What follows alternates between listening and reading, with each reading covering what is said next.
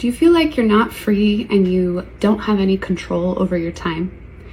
Like you thought maybe if you say you worked in the service industry and you progressed in your career and you became a professional or an entrepreneur, that then you would be able to make more money, and having more money would mean that you would have more time. But what you're finding is you still don't have control over your time. In fact, you have even less time than you did before to do the things that you really want to do. So in this video, I'm going to tell you why that is, and it's probably not what you think, and how to get control of your time. Let's say you worked in the service industry. So you were either a server, a cashier, customer service rep, something like that. In that industry, we are trained to be frantic and to be servants, basically. So especially as a server, let's say, because I was in the service industry for 15 years, and I got really good at anticipating my table's needs. So I would be sure to refill their drinks before they asked, and I would make sure that I was kind of in the background and invisible and only just really friendly, but only there as, kind of like a butler at the Buckingham Palace, where you step back and you let the people have their fun time, right? So when you take and when you're serving tables, that works because the interaction between you and your customer is anywhere from 30 minutes to 2.5 hours, right? So you have to be really responsive to their needs. But when you become a professional, you are now the authority. You are not the server. So your clients need you to guide them.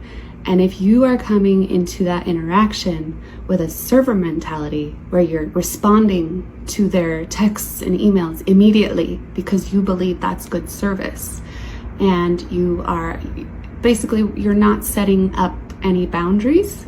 So of course the more clients you have, the less time you're going to have, because you're constantly on their schedule. Whatever they need, you're always responding, you're always available. And that doesn't actually set you up as the professional, the trained authority that you need to be. And you will find that they will make more demands and they will walk all over you because they really don't respect you. You're not actually commanding any respect.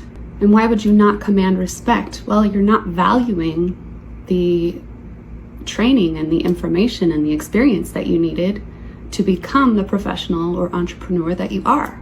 And there are many possibilities for why that would be, but usually it stems from childhood. This is a people-pleasing behavior and mentality.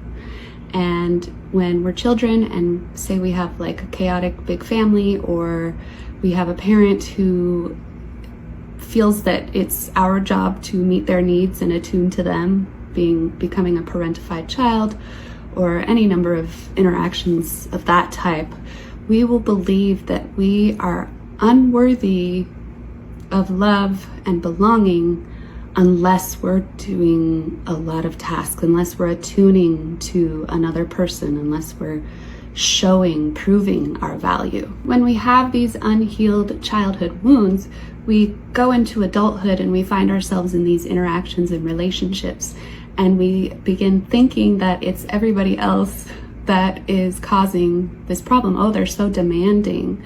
Like, of course I don't want to hang out with my family. They're always demanding things of me.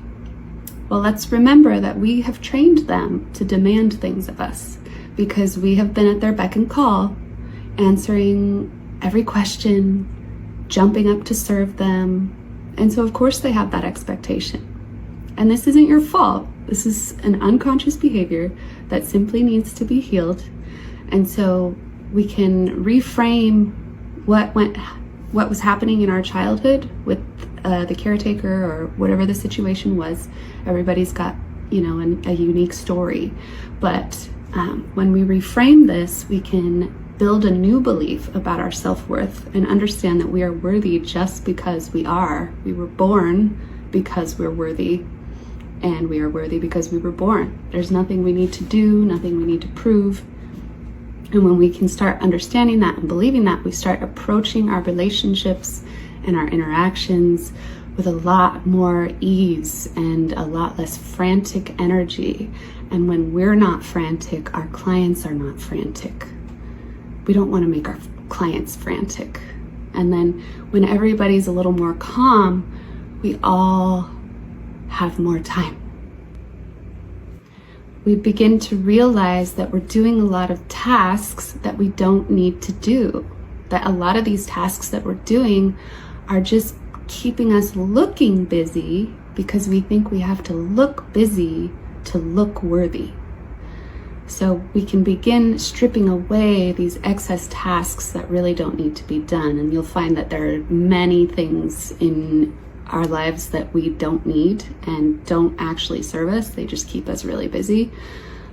Often, like, people talk about buying, a boat or something, and how much maintenance it is and how expensive it is, and then they never get to use it because they've got all these other things on their plate. So that's one example, and it trickles down to so many different areas of your life. So in my inner critic course, it addresses tendencies like people-pleasing, perfectionism, overachieving, inner critic, imposter syndrome.